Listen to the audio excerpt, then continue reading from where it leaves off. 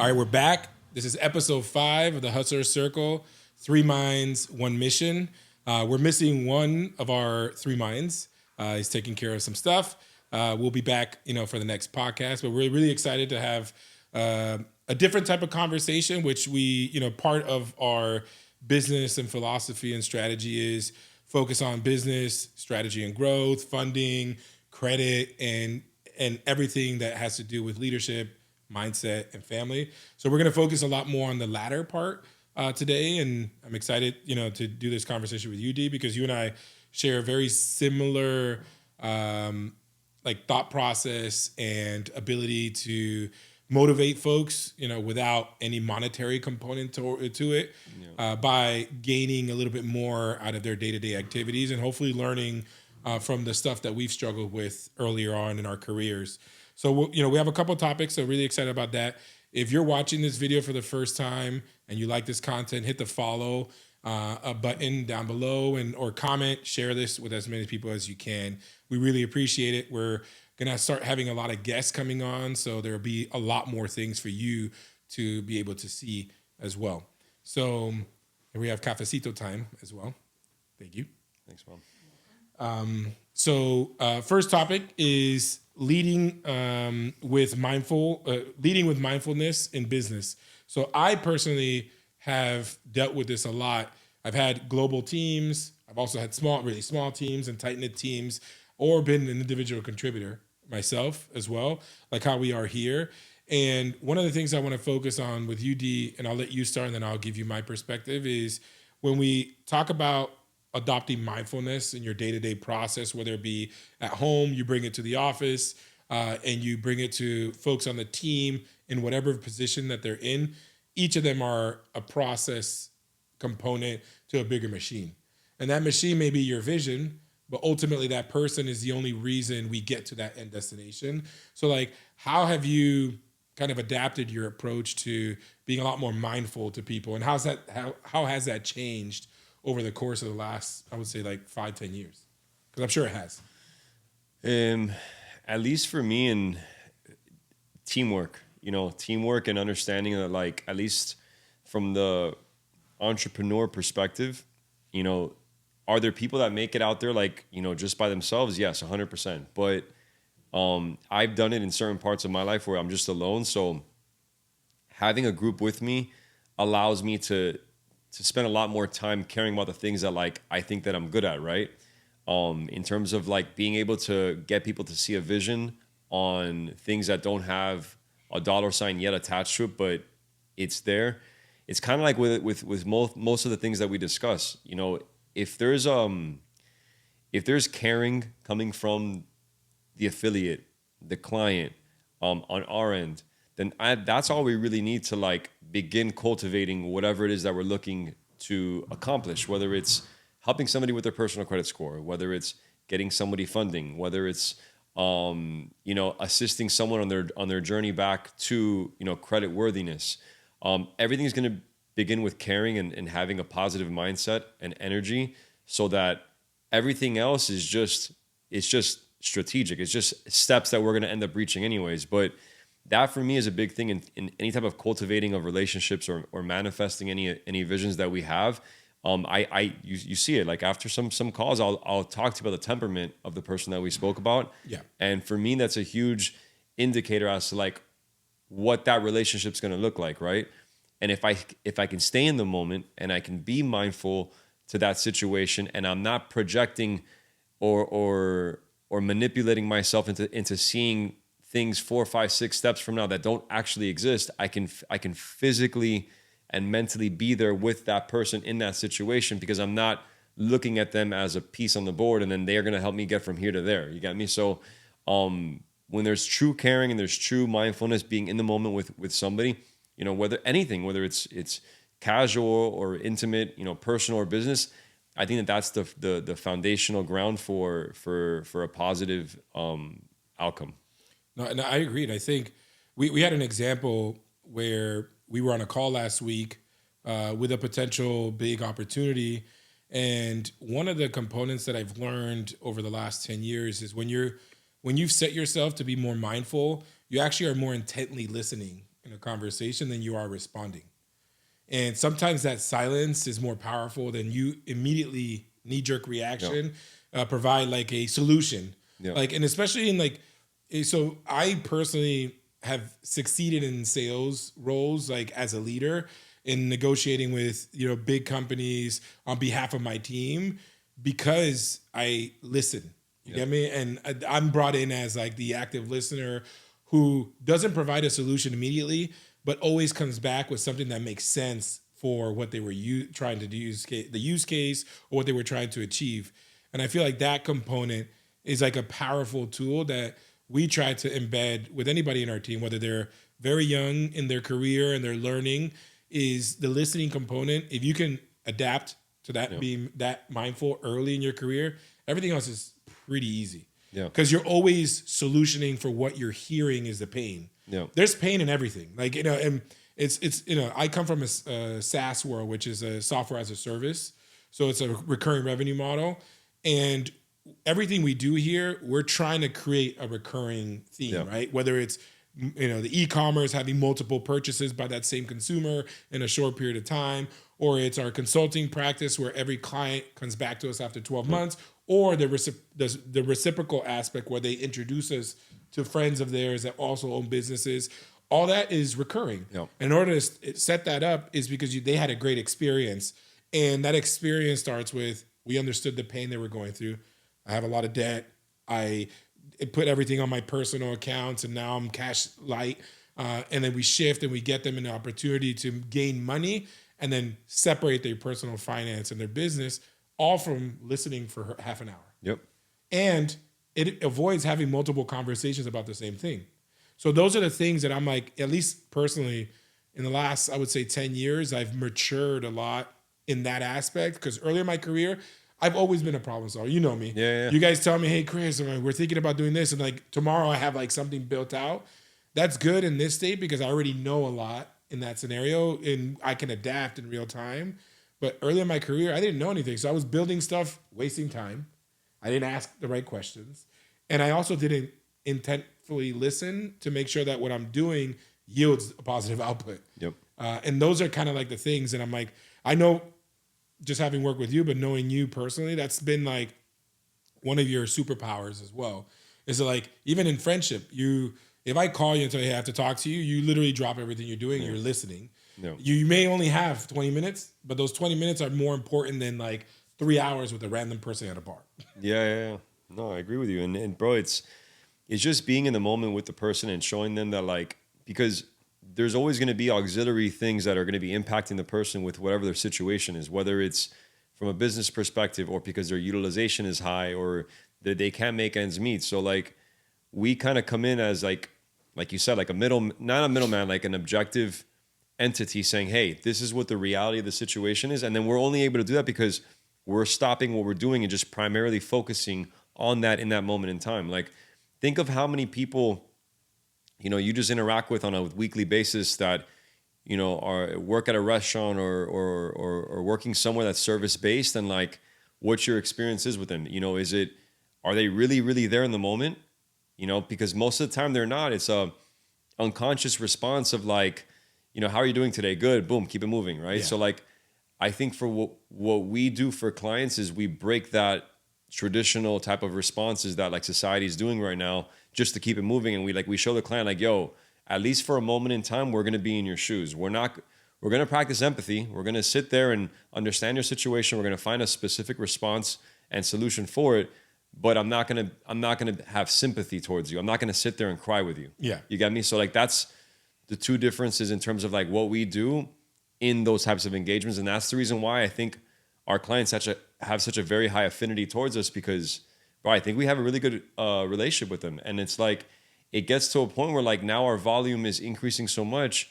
Our next issue is like, well, how do we create more systems in place for the customer experience to stay high, but the engagement between, because there's only a certain amount of hours in the day. There's only a certain amount, so that's our specific issue that we're facing with right now. And I'm sure people that are watching, I would love to have that issue. Yeah, I'm sure. But like, there's issues that you guys might be having that like I would love to have, right?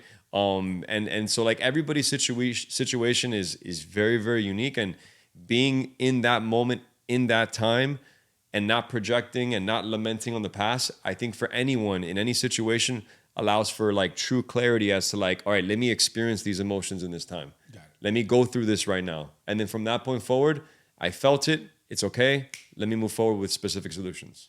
Yeah, and it's interesting because right before we jumped on to the podcast today, I was, wrapping up a call, and we have clients that we haven't spoken to because they're busy, they're finally leveraging the revenue that is starting to increase because they increase their marketing spend, et cetera.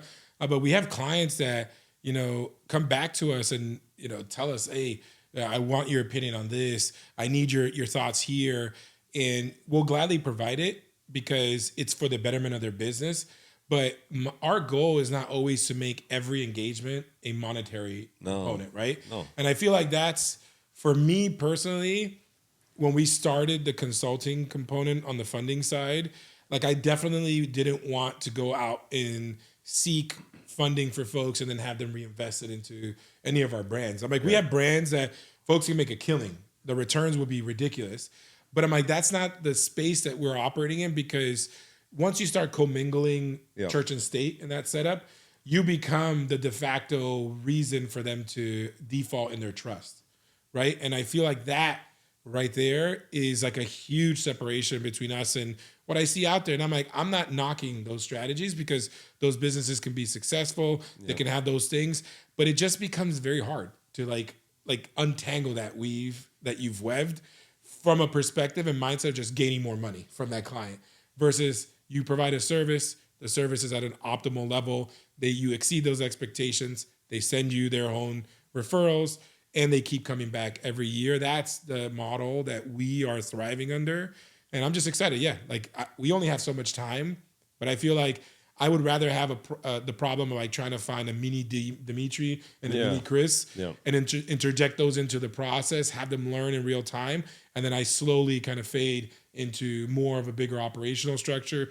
You fade into being a bigger leader in the sales side and then having multiple people answering these calls. But for now, the individual touch, I think, is the differentiator. Oh, yeah. Like they can talk to the 2 of the 3 co-founders at any time. Yeah. And Alex, who's not here, but they can talk to him anytime as well. Yeah. We always answer the phone. Doesn't matter the time. So that's the mindfulness too. Yeah, and then the thing is with business, there has to be, and the lines are different for everyone depending on what you do. If you're service based, if you're selling a product, like there's so many variables, but there's mindfulness on the personal side, like connecting with that human being one-on-one. And then there's drawing the line of like, yo, I already gave you enough of my time. Yeah. Like I conduct a business, my time, maybe I don't have it on a sign showing how much it costs per hour, but like it costs money. Just like anybody I'm speaking to, their time costs money. So like, I'm not trying to talk about the same things 2, 3, 4 times, and neither are you. So it's like, that's also, and that's healthy boundaries, right? Within the workplace. Some people like it. I'm sure you've had them too, like, oh, like, you guys are busy for me now, this, that, and the other. It's not about that. We're going to go wherever it is that we're making money. And it's like, we can't keep talking about the same thing. Like if we gave you our time and we assess certain things and like you changed the situation as it was happening, then it's like, tough to break. Yeah. So, and look, I'm like, I feel like those honest conversations, and it switches to, a component I want to talk about, like real talk and how we talk to our customers, some examples of like things we're seeing, but the component of being honest and having an open conversation with what we consider our clients, but they're just an extension of our strategy, is we're honest with them. We tell them like, look, we're doing this, this, and this. Here are our responsibilities. We list them out in writing, and here are your responsibilities. If you come back 30 days later and be like, I forgot about this, I'm like, then just the timeline moves back 30 days. And like, we don't want to be on another call to explain it all over again. It's there. It's in writing. Yep. Nothing changes except potentially balances, LLCs that people need to open, potentially P&Ls that they need to generate, accounting stuff that they need to capture. Like there's a lot of stuff that I feel our clients can see.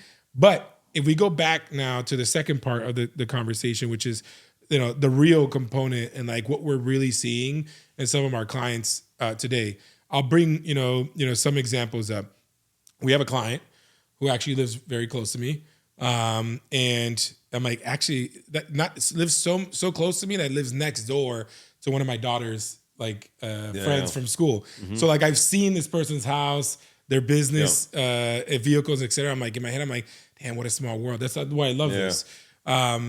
Started funding on Tuesday. We're recording this on a Thursday, and literally within 48 hours already is over 132,000 in funding. And I'm like, this is not a joke. You know, we'll post some screenshots in the video with no names or anything like that. But this is like real. Like people, like when they hear about it, there's some skepticism, but on a daily basis, we're getting folks funded, you know, 40, 50, 60K clips. And it's real businesses that are using this money to expand, you know, and that's the part that makes me really excited. It's like how if we cultivate the relationship, we provide the guidance, the customer follows through on their end of the bargain.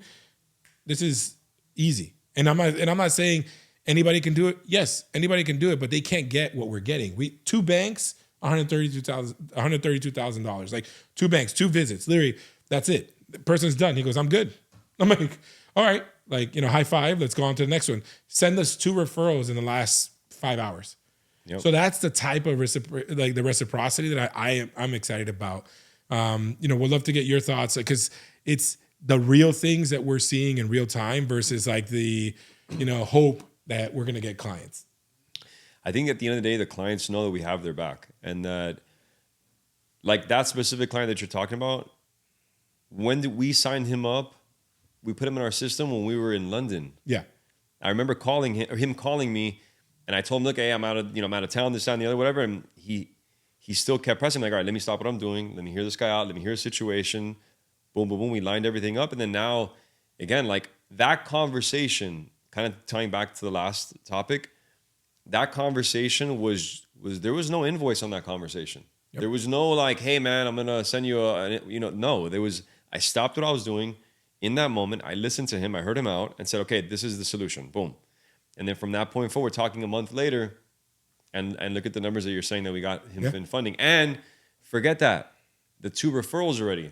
So grab that number and then exit times 3. Yeah. And that's just because you did what? We won half of the battle by just picking up the phone and hearing the person out. Yep. Obviously, the other half is the solution, but it's like business doesn't have to be that hard. As long as you're present and you're available and you're not running. Like, honestly, you and I are busy. Yeah. Like, very, very busy. And sometimes, and we own multiple brands.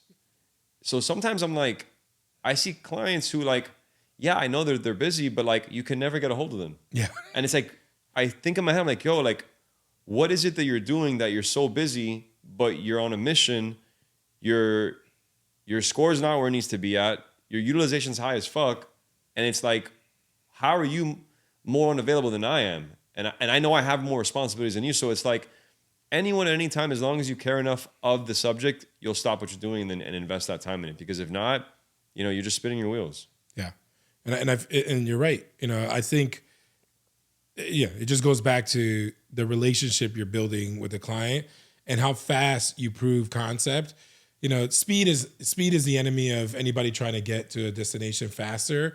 But sometimes speed is a benefit when the client is following through on their, on their side of the race, and we meet somewhere in the middle of the track and do something great. Yeah. So it's like a baton is being handed off, and we have, you know, the best sprinters on earth on this team. Yeah. So that's a really good point.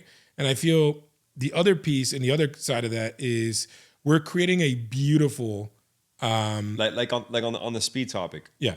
I had one of our realtor affiliates hit me up this morning, and she goes, "Hi, Dimitri, whatever. I wanted to find the status update on client such and such." So they sent the name of the client, and I'm like, I don't even recall this client. So I started, searching our different threads, boom, boom, boom, whatever. I finally see that I spoke to him on October like 15th or 12th or something like that. I did a video evaluation, highlight everything. The client said, "Oh, right now I'm going to do X, Y, and Z. I'll work with you at a later date," which is fine. Obviously, I did my due diligence, whatever. But it's like that realtor, that affiliate, is checking up on that client on a conversation that happened almost a month ago. And then you wonder why you're not making more money. Yeah. Because you could have just literally followed up the same day or whatever, done reminders 30 days, not because like you're trying to see what happened a month ago So like God knows when you're going to try to see what's happening right now. Yeah. So it's just like the efficiency and timeliness of like of just responding is so crucial in business No, because time kills deals. it does. Time kills deals and also kills the trust. Yeah. Because if and you get this all the time, if you speak to someone and they're rushing you off the phone, you're like why am I even speaking to this Yeah. person? Yeah. So that's why like the intent it has to be there and wanting to understand what's going on. But then the secondary part is you mentioned a realtor affiliate. Like we're building this beautiful affiliate channel. Yeah. And it's not because of us wanting to get an influx of 1,000 customers. It's these affiliates, we've helped the affiliate get funding. So now the word of mouth is so much powerful because it's coming from a trusted source who's been through the experience. Yeah. So it's like, and I'm like, look, we're based here in South Florida. So I'm like, a lot of folks that, come to us every day. We got 1,000 clients, all this stuff. I'm like, I don't care to get 100 people sent to me a day. Yeah. I care to get 5 that are good quality. They're real businesses that are struggling and that we can put an imprint and make an imprint in their next stage of growth. And I feel like the affiliate component is one of the things that is probably going to be our thoroughbred going into 2025. Because like we have no dollars in marketing right now and we're getting 4 to 5 clients a day, either through affiliate channels, referrals. And that's just because we're revving the engine now. We're doing more content. No, we're in our slow season actually. Yeah. I'm like, we shouldn't be getting 4 to 5 clients. And going back to like, just like everything we've spoken about, like the origination, the where does everything come from, right? Like all of that. Yes, you pick up the phone. Yes, you respond to the group message when the affiliate hooks us up or hooks you up or whatever. But how did that even occur, right? One of the biggest bases for people is like, what does somebody say about you when you're not in the room, right? Yeah.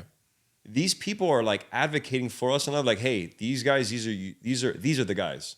These are the guys you need to go to for this, this, and this. Boom.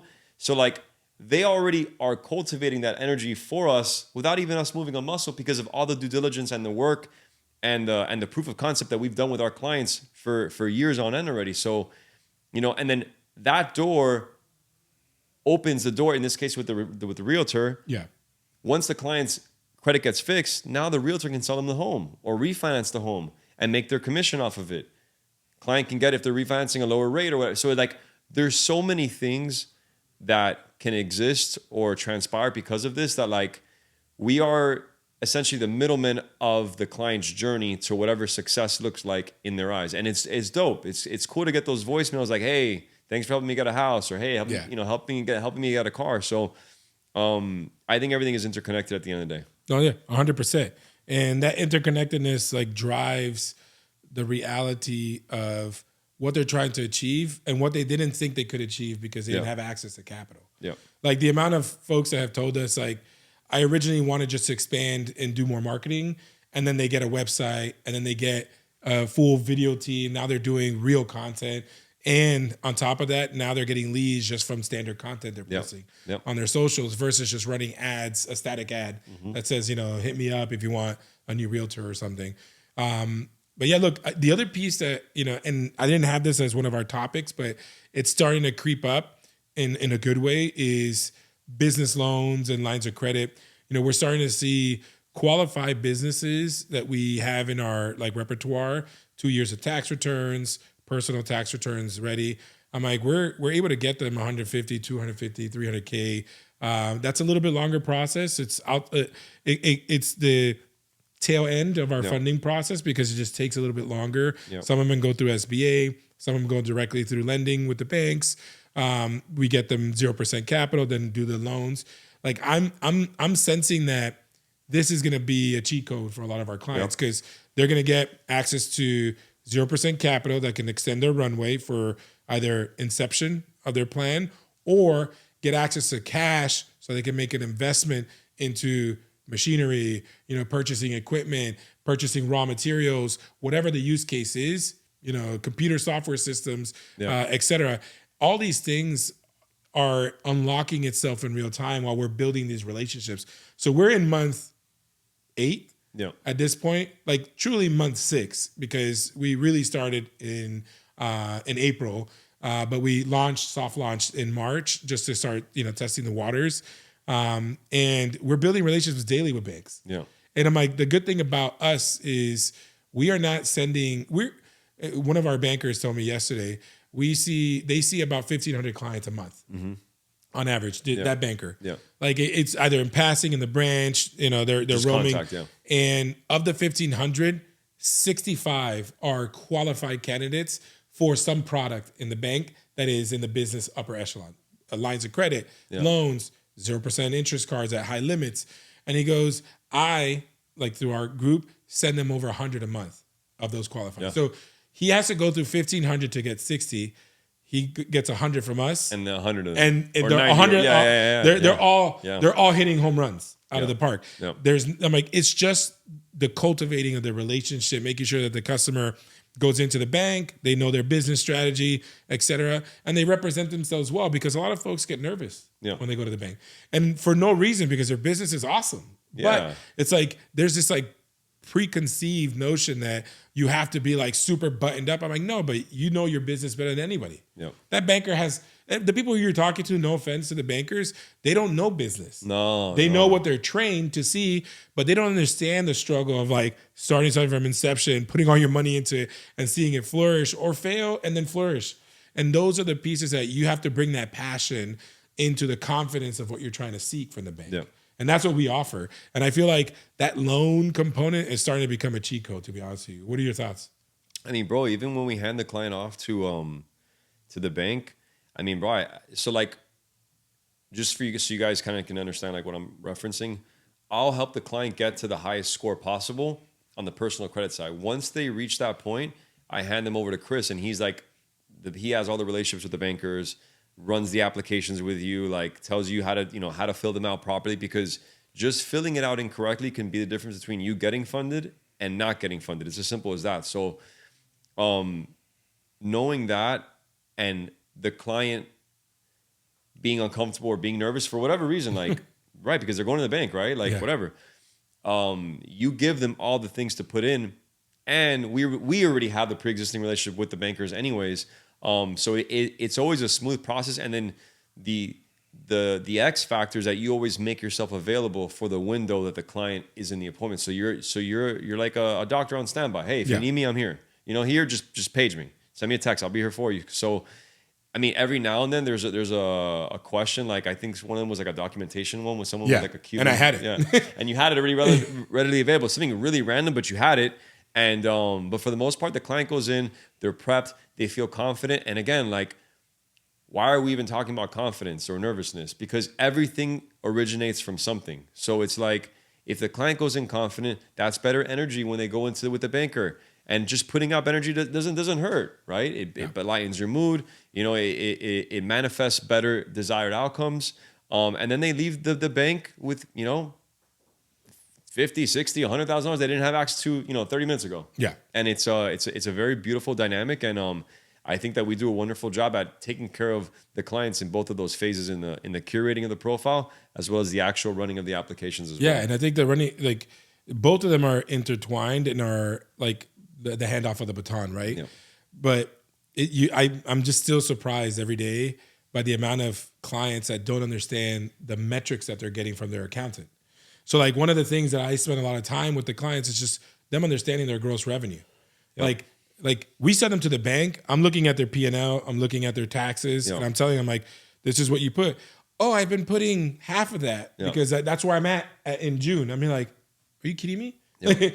And in my head, I'm saying, are you kidding me? But it's the lack of education in that. And the banker is going to do whatever you tell them. Like you tell them, maybe it does $500K, but that's because that's halfway through the year, but it actually does $1 million, $1.5 million. Yep. That's the number you have to put because you have the tax returns to prove it, et cetera. And that's what we try to educate our clients is like, don't underrepresent yourself. Also go in there with a game plan. Like, what do you want to use these funds for? Yeah. And that's why when we do the intake, you ask them from like the first conversation, we're excited. We know we can get you funding once we take a look at your product, but what do you want to do? Yeah, what are you trying to do? Because I'm like, I'm not here for the churn and burn type of setup. Like, I'm just going to get a bunch of money, let this business go to crap. That's not me. That's not the business we run. No, and it makes I don't us want look bad you, with our bankers, yeah, and then we're gonna have to keep recycling exactly. bankers. These are people who I talk to every day. Yeah, I don't need that.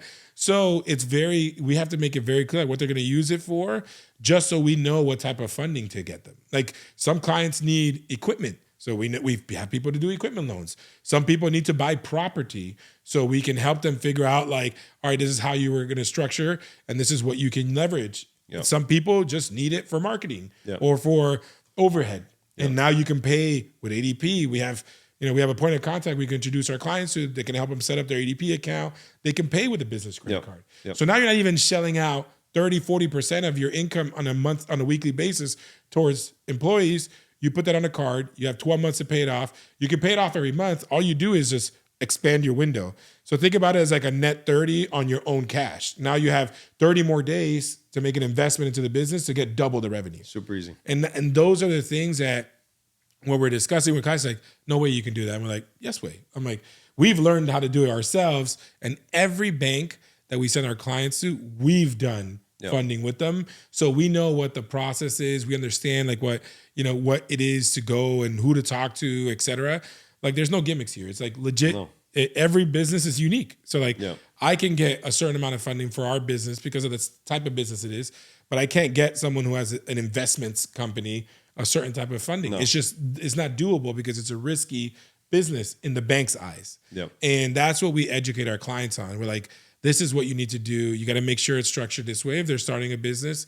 And I don't know, I just feel like I love those calls like today where, the client's like, I want to keep working with you. I don't care, like, who was the person I was working with before. Yeah. And those are the type of conversations I love to have because they trust us. And like, that is more important to me than all the money. Yeah. Because that trust, it honestly, it equates to money at the end of the day. Yeah. But what, if you had, let's say, for instance, someone who was like fixing their credit or getting back on track, but like they had to do some stuff on the business side in terms of cultivating relationships, what would three things you would think what are three things you think every business owner should do? So the first thing is obviously if they're going to set up a business or they already have one. If someone has a business already. All right, the first thing I would do is get a deposit account at Bank of America, number one. Get a deposit account if they don't have one at Chase. And I would recommend either two of these banks. You can pick which one you want. Doesn't really matter because ultimately the process will follow. So either open up a deposit account at PNC or Navy Federal. Why? In Navy Federal, if you're in one of the geolocations, PNC is starting to become more national, but whoever's watching this, just let me know if you're in a different region that doesn't have those banks, and we'll comment on the bank in your region. Yep. We're super responsive. So setting up those deposit accounts, even on the personal side, it's all personal, just to be clear, just creates the opening of an engagement with that bank. A lot of the banks after like COVID have shifted more and more towards relationship banking. Yeah, internal scores, yeah. And what does that mean for anybody watching that doesn't understand it? It's like you have to have an existing relationship and have a certain amount of products in order for them to extend you the premium products. Yeah. Right? Navy Federal is well known for not really caring so much about your credit score, but they have an internal scoring mechanism that's like 0 to 100. Mm-hmm. And it all depends on what you have. You have deposit bonds accounts, and all these things. Those all give you an internal score that will allow you to get more products. But back to your question, for the process perspective, is cultivating relationships with the banks that we feel are going to give you the highest potential. And if that's still too difficult, just hit us up in the comments. But those banks are going to be your thoroughbreds in this workflow. Now, you have some folks who are in Chicago, the West Coast, Vegas, LA, San Francisco, open up instead of PNC or Navy Federal, replace that with US Bank. Yeah, that's US Bank is a cheat code, but they're a massive relationship. Yeah. Like literally so massive that we've had a client that had a credit card with them. So she was 18. She didn't even know how she got it. She's just like one of those mailers. Yeah. She got it. It started as a $1,500 credit card. It's at $35K. When we went to get her funding, she got two $50K cards. I remember. And one is 18 months and the other one's 15 months, 0% interest. Yeah. You're talking about 18 months to pay back, potentially like the startup of your business or the expansion. You can buy, Yep. hire somebody, pay their salary. That is crazy. All because you had a credit card already for at least 60 days. And those are the type of things that like we try to educate our clients on. And I would say those are probably the three things. Now, if you don't have a business, I would structure an LLC. You know, there's either you can do it directly yourself, but I would follow some of these, websites like Easy File and stuff like that. Just make sure you don't create risky names, no investments, no real estate, no property, nothing. Like call it your name, management consulting, your name, management, or a creative name, but don't put crypto, Bitcoin, investments, like none of that stuff, because all those things through the AI get boxed in. Yeah, they're like volatile. They're very volatile and they're super risky. And then legally, from Congress, certain like banks can't lend to certain types of businesses just because of what happened in 2008. A lot of investment companies and properties took a lot of cash and lost the banks a lot of money. The government had to subsidize that debt. So those are the things that I try to guide our clients, and even folks that potentially don't become our clients. They call me, they ask me questions, friends I know. And I'm like, I know they're poaching and trying to get information. I'm happy to share with them because I know the secret sauce is within our wheelhouse. Yeah. We have the relationships. We have the tools and systems. We have all the data. We have over 6 million in funding in the last 3 months. And I have all the data that shows like what banks are giving, what they're looking for. And that's the secret sauce. Like everybody else is just putting their finger in the air and trying to figure it out. That remember in that movie, was it Ocean's 12? Yeah. When you have all of the guys, and then you have him versus that one other guy. Yeah. And he does a thing in the ballroom where he's dancing with the lasers, and like you can do on your end, but you're gonna have to get through a lot of lasers to get where you want. And if you get tripped on one of them, on one of those sensitivity questions or one of those projected revenue where you don't answer it correctly, now you're getting a decline, and then it's like you got a hard inquiry, you didn't get what you wanted, and all because you didn't know how to get around the lasers correctly. And that we know how to, because we know what the banks are looking for. Because why? Our banking relationship managers, they literally tell us, hey, we're looking for this. This is an ideal client for us. Like that's one of the first things we ask every BRM. Hey, what is an ideal client for your bank? Because this is not a one size fits all in anything, not just with this, but just with life. Like it's Chase wants one thing, PNC wants another. Regions wants this, US Bank wants that. And that's just the way it is. So as long as we're sensitive to those specific components with those specific creditors, the client has a wonderful experience. And now you and I are assimilating and absorbing this information. That's why these discussions here, like they might sound trivial and they might sound petty, but if you really start connecting the dots at everything that we talk about here, that's how all of this works. And you can yourself essentially do funding. You can hire us or you can do it yourself. But like we literally drop gems here that if you are active listening enough, you can put the pieces together. Like that's all we do here. And then there's so much information that we're learning in terms of victories, defeats in this area space, and things that we're learning from our BRMs. The information changes in real time. So what we've discussed last week may be pertinent, but it may be pertinent in this capacity instead of last week. So like the dynamics in this area space are always changing, and it's important to always have as much real-time information so you can kind of be able to maneuver and pivot in that way, especially as a business owner. Yeah, no, I agree 100%. I feel the pivoting is like an important part that a lot of clients that we put through our funding sequence don't go to the same banks, right? No. Because the criteria, right? Like what US Bank wants, half of our clients may not have. You get me? Like, and that's the beauty of this is we're not just like everybody goes, it's like a single file line. You go to this bank, now you go, now your turn. No.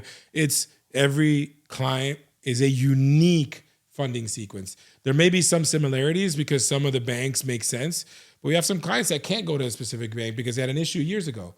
And we ask all these questions. And those are the type of things that we like to focus on to make sure that the experience is a good experience. Yeah. Because that's the other thing. I'm like, yes, clients are nervous when they go to the banks. I just don't understand it. I've gone to the bank my whole life and I've never been nervous. Yeah. But I'm like, our clients are like, I don't know. What if they're going to ask for this? I'm like, you have it.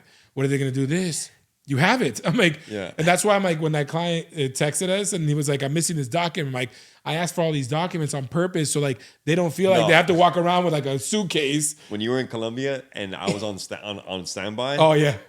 I'm on standby when the client's in the bank. bank, but like nothing ever happens anyway. So I'm Yeah. like, whatever. But then I see the client, because you're like, yo, D, this is the 1 hour. I'm gonna go into the water with my daughter and my wife. I'm like, bro, go for 2 hours. I don't give a shit. And 10 minutes in, bro, I left my phone 10 in the minutes locker. in, the guy called me twice. I'm like, what the fuck? What happened?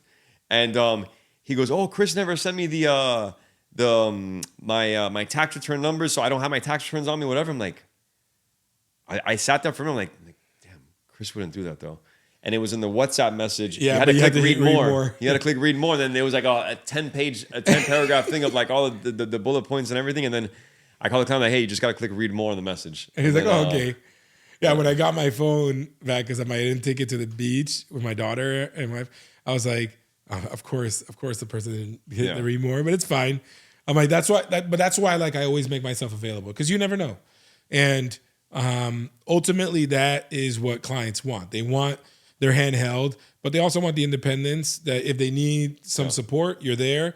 And none of our clients ever feel like they're on an island. Like and that's the beauty of like not getting paid until we're done with our services. Yeah. Which is a huge risk for us, right? Like it is. I'm like, Yeah. I lose sleep sometimes, not because of our clients, but because I'm like, I don't know. All it takes is one client to screw us over, and then we change our approach a little bit, and it becomes different.